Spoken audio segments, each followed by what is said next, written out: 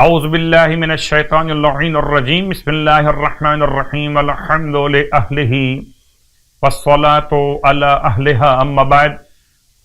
ماہ شعبان المعظم کی برکتوں کے ساتھ، رحمتوں کے بیان کے ساتھ آپ کی خدمت میں فضائل اور اعمال کا سلسلہ۔ صلوات شعبانیہ کے کلمات میں سے ایک کلمہ آپ کی خدمت۔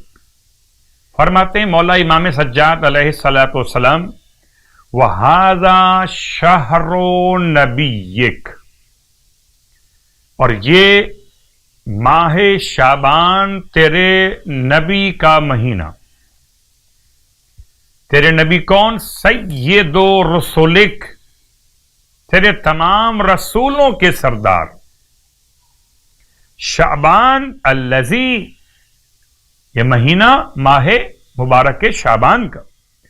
الذی حففتہ منک بالرحمہ، جس کو تو نے بھر دیا ہے اپنی بارگاہ سے رحمتوں سے۔ والرضوان، رحمت سے بھی بھر دیا اور اپنی رضا سے بھی بھر دیا۔ الذی کان رسول اللہ صلی اللہ علیہ وآلہ وسلم یدعب فی صیامہ وقیامہ فی لیالیہ وایام بخوء لک فی اکرامہ واعظامہ۔ اس پورے مہینے میں تیرے حبیب مسلسل قیام اور صیام کو انجام دیا کرتے تھے ان کے احترام میں۔ ماہ مبارک شعبان میں ہر رات کی نماز کا ثواب آپ کی خدمت مقدس میں۔ 17ویں شب ماہ شعبان معظم کی 2 رکعت نماز اللہ کے حبیب صلی اللہ علیہ وآلہ وسلم نے تعلیم فرمائی کہ جو شخص بھی ماہ شب ہفدہم یہ 17ویں ماہ شعبان کی شب میں 2 رکعت نماز پڑھے، اس طرح کہ ہر رکعت میں الحمد کے بعد سورہ اخلاص کو پڑھے 71 مرتبہ 71 ٹائم،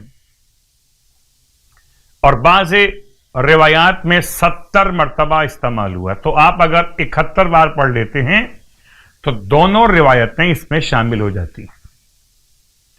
تو 2 رکعت نماز پڑھنا ہے کہ ہر رکعت میں الحمد کے بعد 71 مرتبہ سورہ اخلاص کی تلاوت۔ نماز تمام کرنے کے بعد 70 مرتبہ استغفار پڑھنا، استغفر اللہ ربی واتوب الیہ۔ فرماتے ہیں اللہ کے حبیب کہ اپنی جگہ سے اٹھے گا نہیں مگر خداوند عالم اس کے سارے گناہوں کو بخش دے گا اور آئندہ اس کے گناہ لکھے بھی نہیں جائیں گے۔